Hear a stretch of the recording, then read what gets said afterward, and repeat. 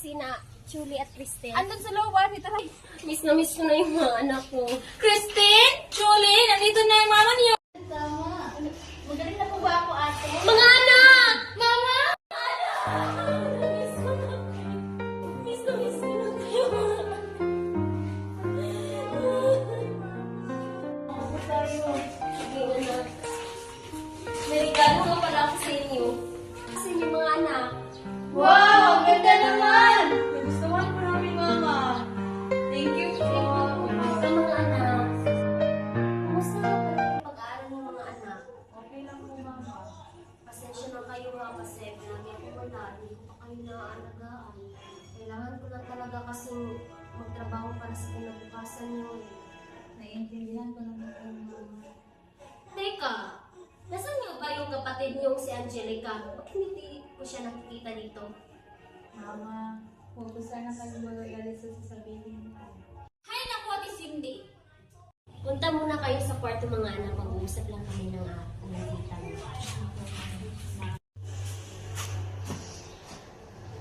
Kung alam mo lang, ate, yung panganay mong anak, minsan lang umuwi dito at lasing pa. May kasama pa maraming lalaki. At kung umuwi siya dito, palagi na lang magwawala sa kanyang sarili. At kung alam mo lang, ate, iwan ko naman talaga. Kasalanan ko to eh. Kasi wala ko sa tabi nila. Ang laki nila. Hindi pa nila ma-appreciate na para lang din naman to sa kanila. Para sa magandang pinapakasan nila eh. Hindi mo kasalanan, ate. Wala kong kasalanan. Ako yung may kasalanan. Hindi ko sila inalagaan ng mabuti. Sorry, ate, ha? So, hindi ko pinalaki ng maayos yung kapatid. Yung mga pamangkin ko, yung anak ko. Nasa inuman si Angelica kasama ang kanyang matalik na kaibigan. Pare, kamusta ka na, pare? Okay lang, pare. Alak pa! Alak pa, pare! Laban! Kumusta ka na? Kumusta na yung nanay mo sa abog, pare? Nanay ko? Oo, pare. Huwag na natin pag-usapan yan, pare. Masira yung araw ko. Ano? Cheers, pare! Cheers, pare! Oo, pa-cheers! Ano? Ano yung tanong mo, pare? Pakiulit? Mama mo, pinapadalahan pa kayo palagi ng pera? Oo! Umalis lang para sa pera at iwan kami! Anong klaseng ina yan, di ba? Walang kwenta pala yung ina mo, pare. Walang kwenta, napakawalang kwenta, iniwan kami! Pare, cheers! May nabalitaan ako sa Ano? Ano balita? Nakauwi lang siya. May nasabi sa akin kapitbahay. Sigurado ka? Oo! Sigurado, Ay, sigurado. ba't umuwi pa siya? Akala ko ba hindi na kami mahal? Naku, pare. Umalis dahil sa pera.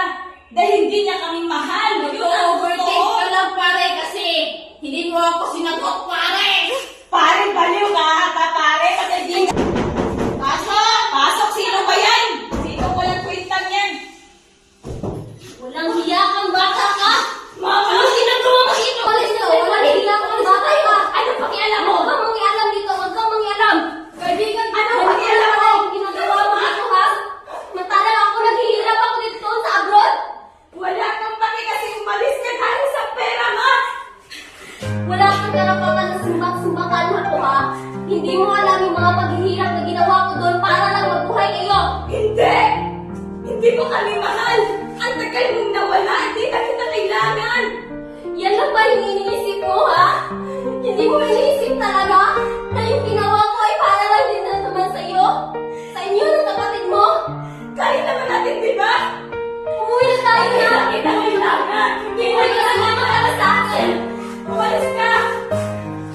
Umalis ka! Ganyan ka na pala! Wala ka lang ako, ganyan ka na! Hindi na kita kilala! Kasi nakita ko dahil sa'yo, ma!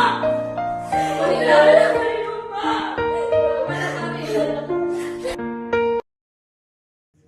Lumipas ang ilang oras. Oh, ba't bernisanto yung mga mukha nyo?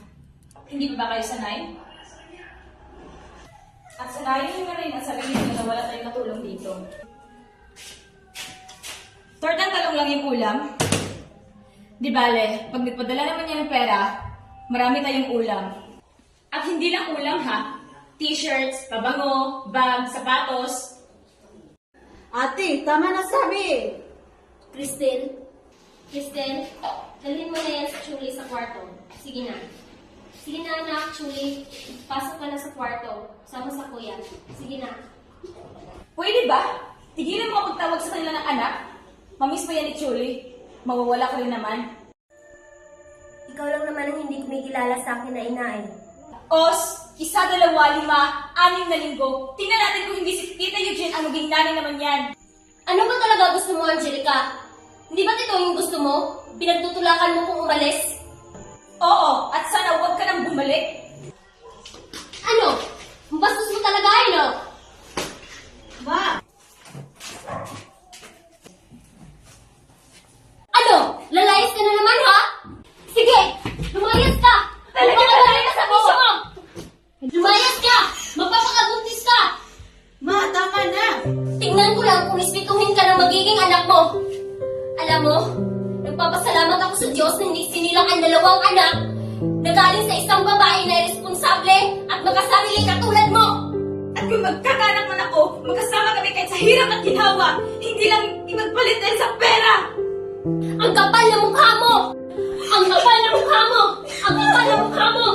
Wala kang kwenta, anak! Ang kapal na mukha mo! Kung ayaw mo sa akin, ayaw ko rin sa'yo! Sana hindi na lang akong naging ina mo. Sana hindi na rin ikaw ang naging anak ko. Nandito na ako. Nandiyan na din kayo. Dala-dala ko ang obligasyon ko sa inyo dahil magulang niyo ko. Hindi mo ako naiintindihan. Hindi ko hinigay sa'yo lahat. Dahil mahal ko kayo. Mahal ko kayo. Ngayon mo sabihin sa akin na hindi kita naiintindihan.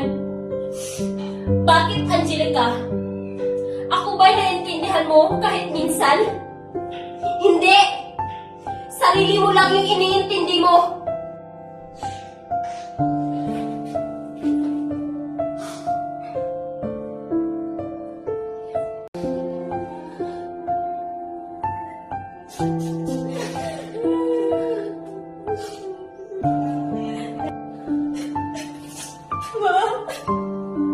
Sorry.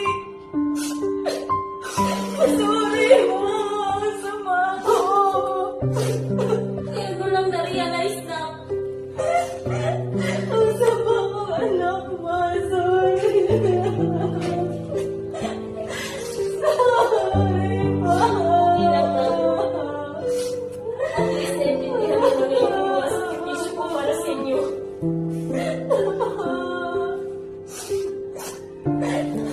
Baguhin niyo na yung ugali niyo. Makabait na kayo.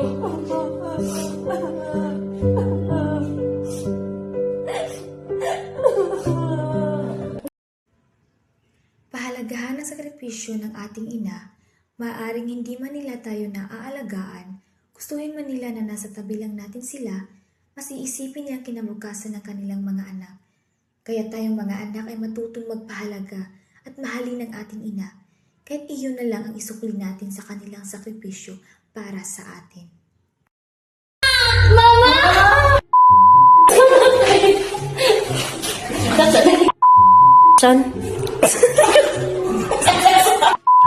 Hindi bale. Pag nagkaba, nawit ang